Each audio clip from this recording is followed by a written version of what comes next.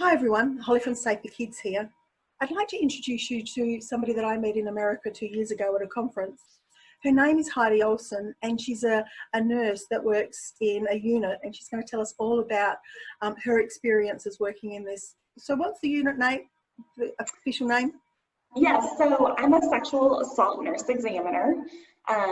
We are actually an international organization of nurses, and so I would suspect there probably are SANE nurses, SANE, in Australia as well, but SANE nurses practice all over the globe, and we specifically take care of people who have been victims of sexual assault.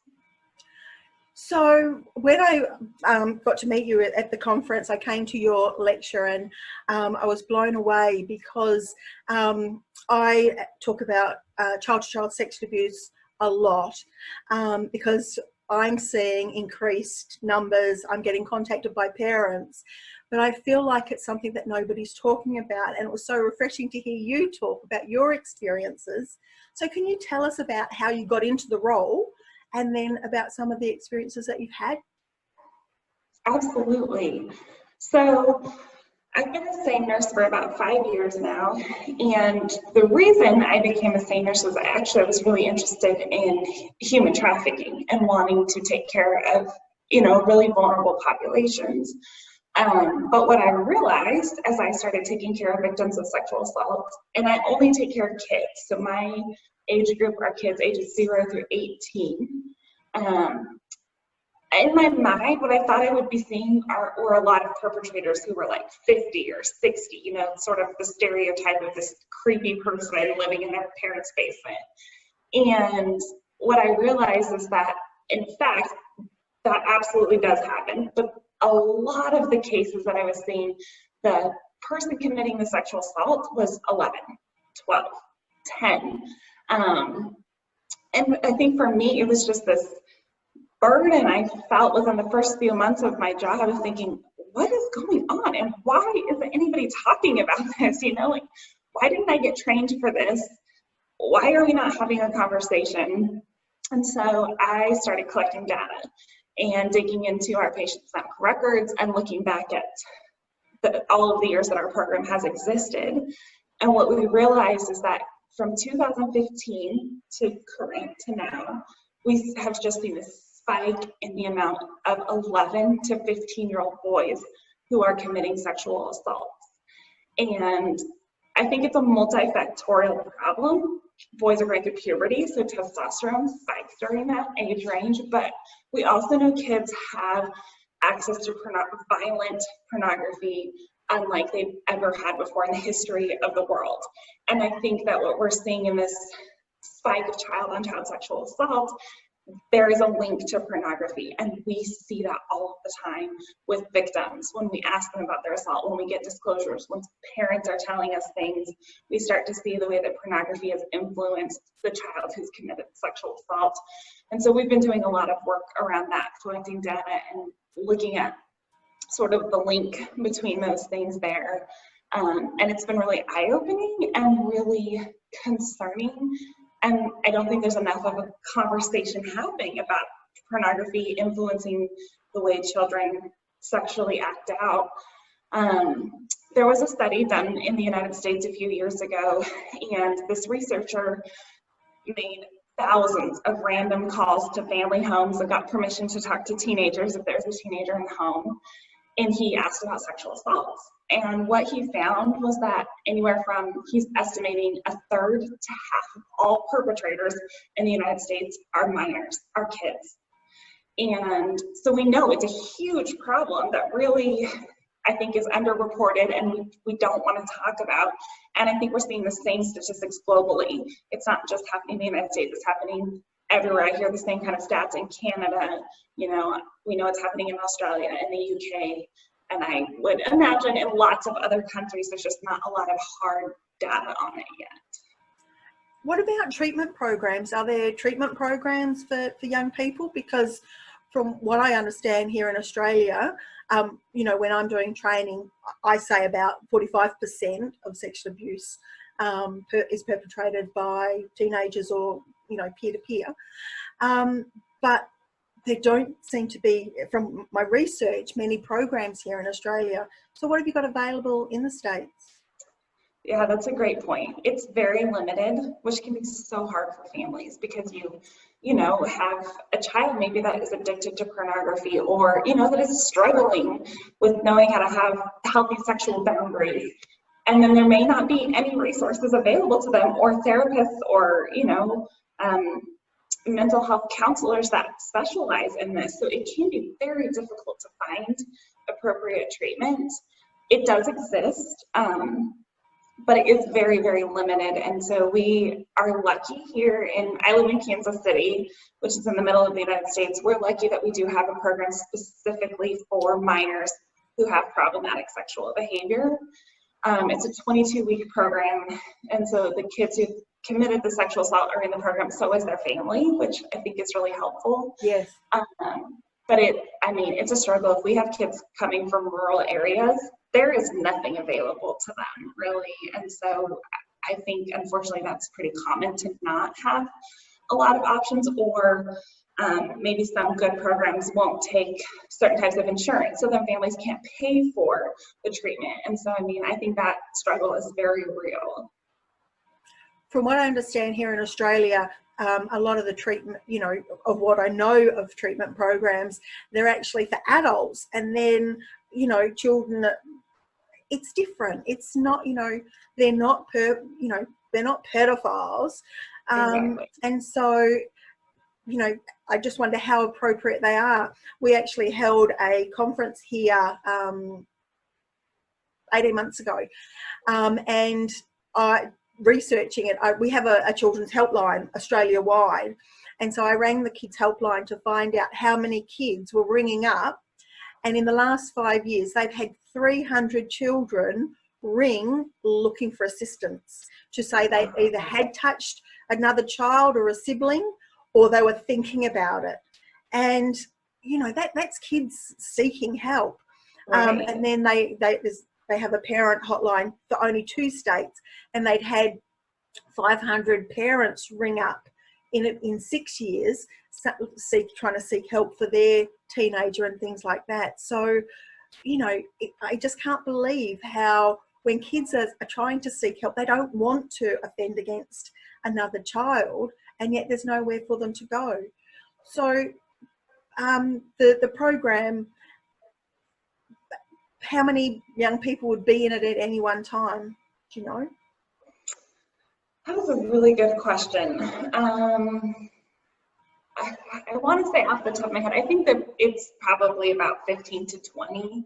I think they try to keep it smaller, so that they have conversations. And I know they do group therapy together as well. So sometimes the way kids get involved is a parent is seeking it out, or it's court ordered, so obviously it's not appropriate for an 11-year-old to go through the criminal justice system and, be in a trial. They don't even have fully developed brains. So I think we have to consider, just like you said, a child is not an adult. They're in a totally different space. And for a lot of them, they just have never been taught appropriate coping skills or boundaries or healthy sexuality. So then they're exposed to this violent porn and they don't know what to do with it. I think a lot of those things can be taught healthy boundaries, and they're not going to reoffend, which is helpful. But adults, that's not the case. We know with adult sex offenders, there's a high chance of them reoffending by that point. And so I think that's the beauty with kids, is that a lot of them are not going to reoffend, and they're still moldable. We can still teach them healthy boundaries and help them navigate these really confusing things. But sorry, total tangent. It's a good point, because all the reading that I've done has said if we can get them treatment earlier, they don't go on to offend in adulthood. But we need not to demonize them. They're not pedophiles, but they need appropriate, boundaries and stuff like that. Exactly. And sex education. When I'm teaching my abuse prevention program in schools, when I'm in high schools working with 14-year-old young men, I'll say they admit to me of watching 2 hours a week of pornography. And when I say, fellas, why would you look at that? Oh, to learn technique, miss, or to learn style. Let me stop you right there. Right. Not the right technique, and there's no style. But there's no kissing, there's no foreplay, there's no pleasure for women. Exactly. And we know 88% of pornography is violence against women. And then we wonder why domestic violence is going through the roof. Not hard to draw the correlation. Yep, exactly. So you're finding the similar things with the young people that you're working with? Absolutely, yes. And I think there's so many correlations to like that we see in research, but also just from anecdotal stories of violence against women, or even putting women, I think, in like submissive gender roles when there's a person who's looking at pornography. Like, it just reiterates those things, you know, that like it's okay to be violent towards women, it's okay to treat women that way, they should be submissive. Like all of these things in society that we have issues with, but then they're perpetuated by pornography. You know, it's just this endless cycle of we want equality for women, but everybody's watching things that show violence towards women. You know, it's just this push and pull. I think that we have to acknowledge that pornography is not watching two people have this mutual, you know, sex act that's great and consensual. You know, there's so much violence, and then like in the dark underbelly of the porn world, there's a lot of like coercion and force and things that are even happening to the performers that people are watching. And so there's just so many layers of manipulation and violence that are happening that are just so unhealthy for everybody involved. I have to admit, when I'm talking with young people, so one of the strategies that we talk about is we use the theme, we can talk about anything. And so young people want to talk about sex. And so they say to me, oh, miss, we know it's not real, but they don't understand that the brain can't tell the difference between seeing something and doing something. And I explain to them, I use the analogy, it's like a sportsman imagining winning the race. And that's what your brain is doing. So you're a bit more into the science than I am. Are you able to explain that sort of so that people can really get their head around the brain science around kids seeing pornography? Yeah, absolutely. So pornography, I think, is so dangerous in the sense that what it does is it releases chemicals in the brain when anybody sees it, children included. And so those chemicals, some of them make us feel really good. And so even if you are, just like you're saying, you're watching it and maybe you can rationalize and say like, oh, I know this isn't real sex. It doesn't matter. Like, your brain is still having this chemical release. And so what happens is all of these chemicals are released, and then especially if someone's watching pornography and they have an orgasm, then more chemical release. That feels really good to your body. And then your body's saying, okay, let's do that again. I want to come back to it, and I want to do it again. And I want to have that same chemical release, and I want to experience that again. But unfortunately, because there's so many chemicals being released, your brain starts to say like, hold on, there's an overload here. And so some of the chemical receptors kind of start to shut down.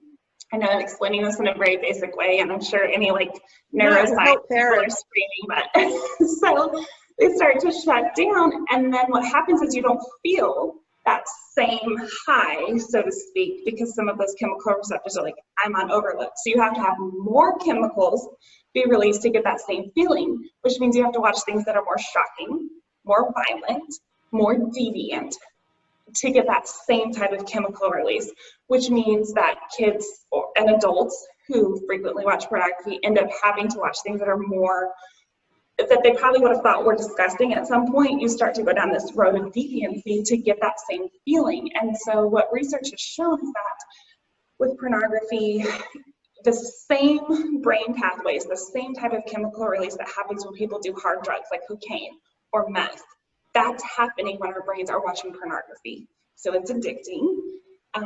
You have to keep doing it more frequently and watching harder types of porn to get the same release, which is really dangerous because it starts to blur the lines between fantasy and what's real, you know? So eventually what we see with a lot of people who are addicted to pornography is then they want to act out what they're seeing to, again, get that chemical release. It's not enough to just watch it.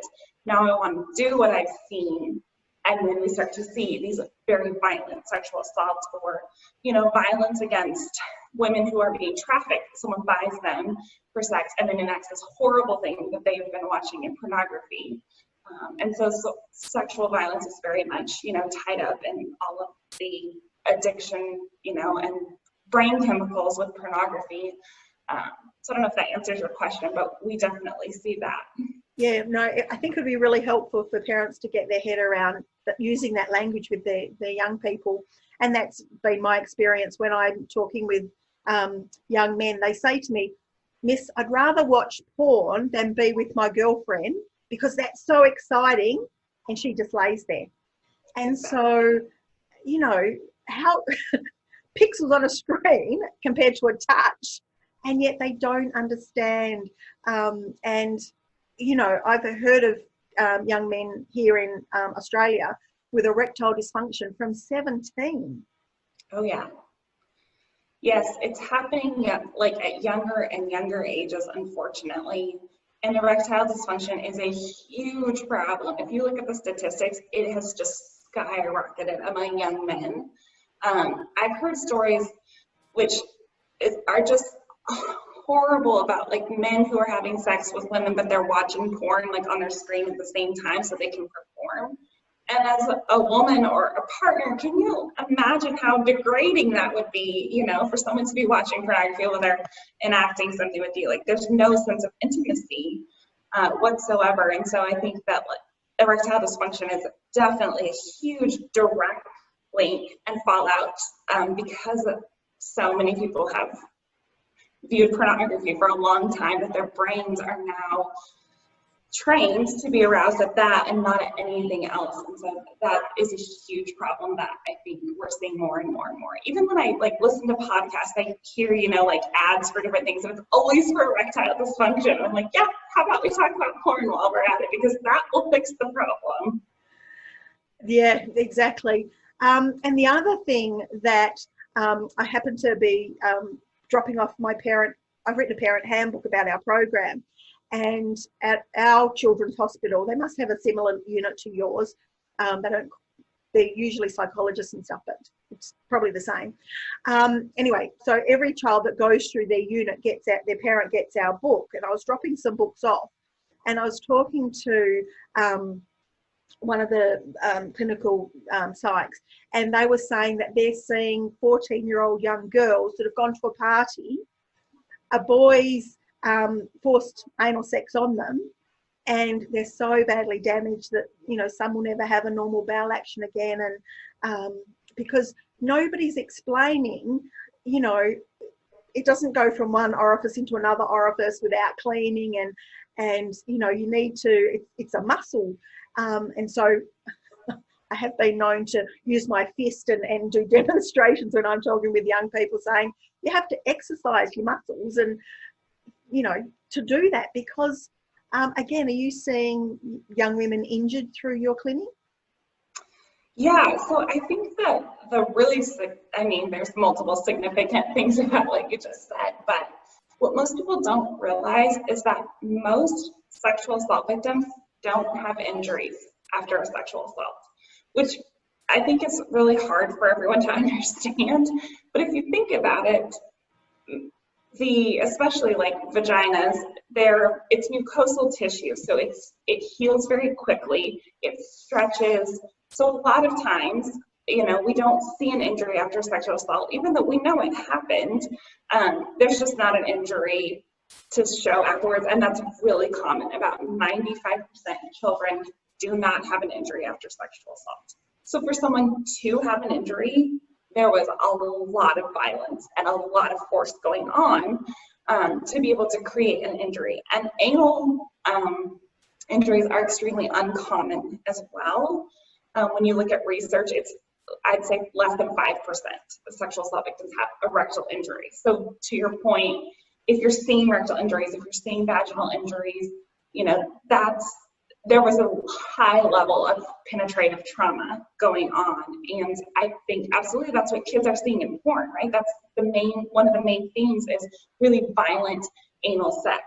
And so you can see how an injury would be caused, unfortunately, if someone's being extremely violent towards another person. So yes, absolutely, we do see kids who have injuries from other kids where there was no you know, they were not concerned about hurting the other person. You know, clearly it had to have been painful to the person who was being assaulted, and there was not cognizance to stop or be thoughtful by the person doing the assault. But sometimes I wonder, did the teenager committing the assault know that they were doing that if their brain has normalized sexual violence? Like, oh, a girl wants this because this is what I've seen in porn, and she's saying yes to it. Like, it's really hard to know, you know, what kids understand or don't understand when they're being taught about what's normal from the porn industry. And also, you know, in porn, they're acting like they like it. Nobody ever says no. Nobody ever says, do you want it in this particular orifice? And so, you know, again, here in Australia, in my experience, our sex education is normally unwanted pregnancies and STIs. Right. We don't do enough on respect for relationships, consent, you know, pleasure for women, or pleasure for the other partner. It's not, yes. Let's generalize.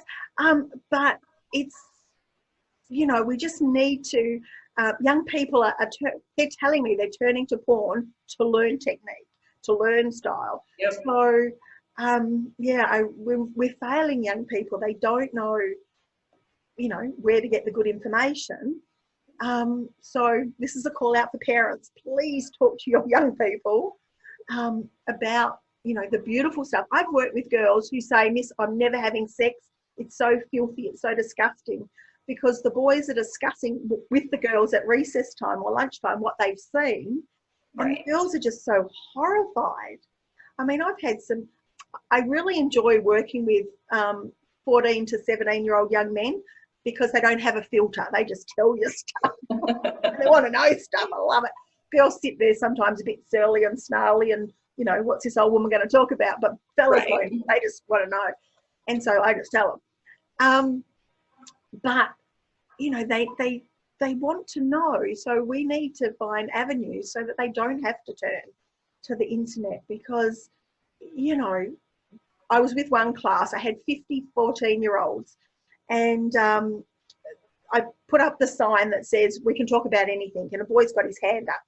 I'm in the class less than 2 minutes. And I said, mate, I normally ask you, you know, tell you some stuff and then I ask questions. That's how it works. He said, no, miss, I got a question now. 2 minutes I've been in the class. He said, miss, why do so many women like anal sex? And I just say deadpan and said, I'm going to answer that for you. But before I do, how many of you young men, 50, 14-year-olds, how many of you have had sex? And they're all going, well, none of us. We haven't even kissed a girl yet. Right. So how do you know about this? And they are describing the most heinous acts on women, and I won't, I will edit myself here. I won't say what they were. They were heinous. And, but all they could say was, but miss, it's just so funny. And my worry is these 14-year-olds in 10 years are going to be our future police, doctors, nurses, parents. Yeah. And they're being so desensitized to, you know, so I said to them, fellas, that's somebody's sister, that's somebody's daughter. And I go really quite deep with them and talk to them about, you know, I follow Fight the New Drug and stuff. And they've got some brilliant stuff on their site. And so I quote some of their statistics about, you know, how the first question I say is, how much do you think a porn star, you know, earns? Oh, $1 million, miss, $500,000, miss. Would it surprise you to know that the porn industry is the only industry in the world where women are paid more than men? And they get $1,000. I say, what do you think they get with that $1,000? What do they do with it? And they say, oh, buy costumes. I don't know what you've been watching, but not too many costumes in the stuff I know about. But I explained that it either goes up their nose or in their arm. Exactly. And so I'm trying to humanize this for the young people because they really have no compassion or, you know, it's just a hunk of meat. Exactly. So in your role, do you get to do any education or is it just reactive stuff? Yeah, that's a great question. And that's such a, I think, perfectly clear picture. Like, these are not bad kids, you know, that like are set out to rape somebody. They just have no idea what's healthy and what isn't, because they have been given this world of unlimited internet access, and no one's helping them walk through, hey, this isn't healthy. Like this, let's talk about your brain. Let's talk about your sex life. You know, like nobody's doing that. And so they're not, I don't think these are bad kids. I think they've been given a unique challenge that we're struggling to know how to deal with. But yeah, so I do get to do education with my role, which is really nice. So I do obviously perform exams on sexual assault victims, but then I also can speak, you know, go to speaking engagements, and a lot of my education has been like around the community or sort of whoever is willing to hear this out, which sometimes people are like, we do not want to have this conversation, but then there have been other really like surprising communities who want to engage with it. But I don't do a lot of education with kids. We actually have a nonprofit here in Kansas City, and the president of it, he's awesome. Like he's really good at connecting with kids. It's a man, so I feel like that's a unique perspective for these boys, you know, and girls to hear, is a man who's being respectful and saying, hey, let's talk about this. And he talks about pornography, like online safety, human trafficking, exploitation, sending nudes, all these different things that kids are navigating online and how to stay safe. And he has talked to over 40,000 kids in our area, which is awesome. And he surveys kids afterwards to see like how high risk they are for being exploited. And what he has found is that a huge amount of kids ages 10 to 18 are looking at pornography, whether it's in a rural area, an urban area, you know, a large percentage of them are looking at it at least every week, which we know that that's a reality, but I think it's good for people to have hard data of like, no, kids are being exposed. Like, I think a lot of parents are like, not my kid. And it's like, yes. If I had $1 for every time I've heard my kid wouldn't watch that. Right. Exactly. And so I think that it's so important for parents to know that if your kid has a device, they're going to see pornography, whether they're actively looking for it or not. It's everywhere. I've had pornography pop up on my work computer that has filters, like, and I'm not looking for it. You know, it's like I'm typing something in about work and pornography comes up. So you can only imagine like the world that kids are navigating. Yeah, definitely. And trying to get parents, because I say in my training that I believe that we have to have this conversation by 6 at the latest. Oh yeah. Whoa, yes. They just about want to beat me up, take me outside and beat me up. Yes. But when I say pornography, adults think back to when they were children, and it might have been the Playboy under the big brother's bed or in dad's cupboard. That's not what they're seeing. You know, they're seeing the most heinous, you know, gonzo, all of that sort of stuff, and you can't unsee it. And so, you know, it's really important for me when I'm working with children to give them strategies about, you know, what to do, because kids are describing flashbacks and having nightmares and stuff like that. Yeah. So in the books that I've written, I've tried to give them the strategies, because, you know, I was in taught a class here, and I had 32 7-year-olds, and of the 32 7-year-olds, 8 had seen pornography on YouTube. Wow. That's a quarter of 7-year-olds. And this, wow. There's nothing special about this school. It's just in an average area. So, you know, statistically, I think that's a pretty good, you know, quarter of kids. Right. But not one child had told an adult for fear of getting into trouble or having the device taken away. So if kids think they can't tell their parent, so I'm really excited to hear that guy's doing stuff with older kids, but are people doing it with younger kids? Yeah, so they start in elementary schools and go through all the way through high school. Yeah, so all ages, thankfully. Fantastic. Oh, I might have to try and hook up with them and see. Yeah, I absolutely can connect you guys. So before we go, are there any strategies or anything that you'd like, you know, people to, any takeaways from our talk that you'd like parents to, or just adults that because teachers might be watching this as well. I believe that parents need to be talking about it, but I believe it needs to be taught in schools as well. And apart from our program here in Australia, I don't know of any other program that's actually talking about child-to-child sexual abuse or pornography in primary schools. So, yeah. But have you got strategies that parents or teachers could use? Yeah, that's a really good question. You know, it makes, so the other day I was babysitting my nephew, he's 8, and he is so sweet. I love him. And he was telling me about how when there's thunderstorms, he likes to like line up all of his stuffed animals and like talk to them. And he's like, it's really cozy. And I was like, this is how an 8-year-old should be acting. And I just thought out how 8 is the average age at which kids see pornography today. At least that's the stat for the United States. And again, it's probably around the world. And I felt like I was going to throw up when I thought about him and his little sweet self talking to his stuffed animals, seeing something like violent anal penetration. Those two things should not collide, you know? And so I think that all parents probably have that same feeling of, I never want my precious baby to see something like this, but I think the biggest preventative measure we can have is exactly what you said. You have to talk about it. They cannot navigate this by themselves. They don't know how. They have no context for what they're seeing. Their brains are not ready to see something like that. We have to have a conversation. And so I think for a lot of parents, their number one fear is, I don't know how to talk to my kids about this. I feel weird. No one talked to me about this as a kid. I don't know what to do.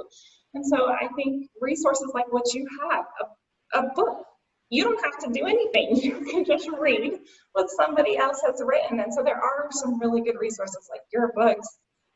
There's one called Good Pictures, Bad Pictures. Yeah, we sell that here in Australia. Which is great. Yes, I think that book's really helpful. So that it's already scripted for you. And I think the other piece to it is to take shame out of it.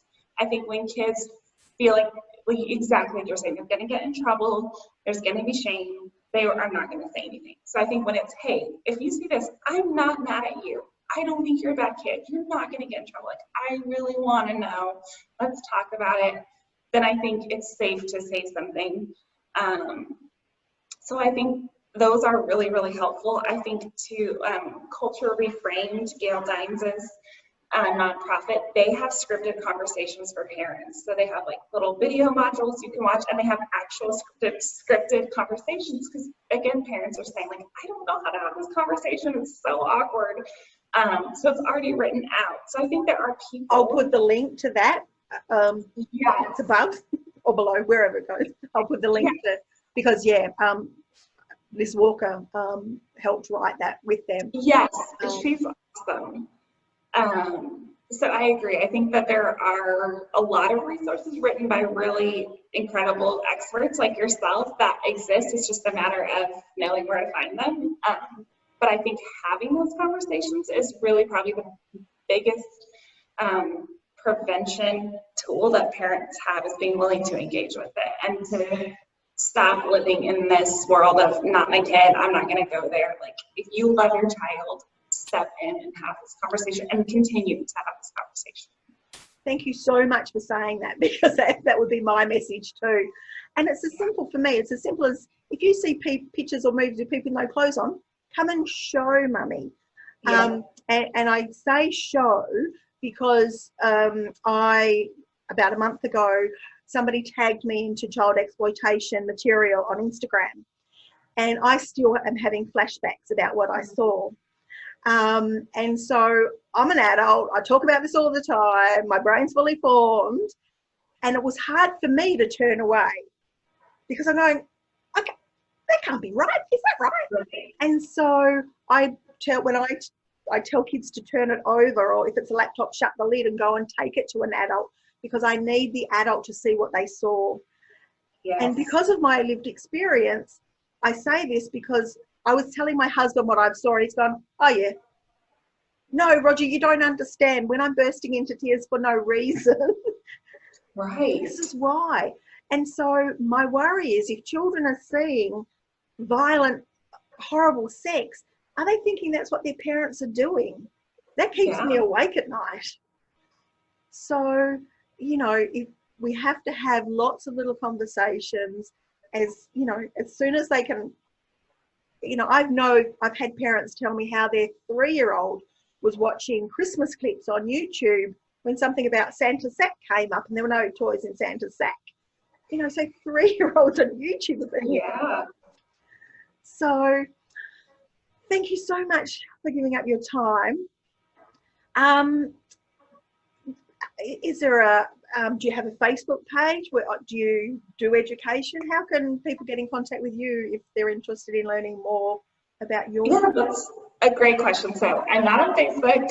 It was draining my mental health. So I said goodbye to it last year, and no regrets so far. But I am on LinkedIn. So I'm happy to add people and give you my contact information if you're on LinkedIn. That's probably the best way to get a hold of me.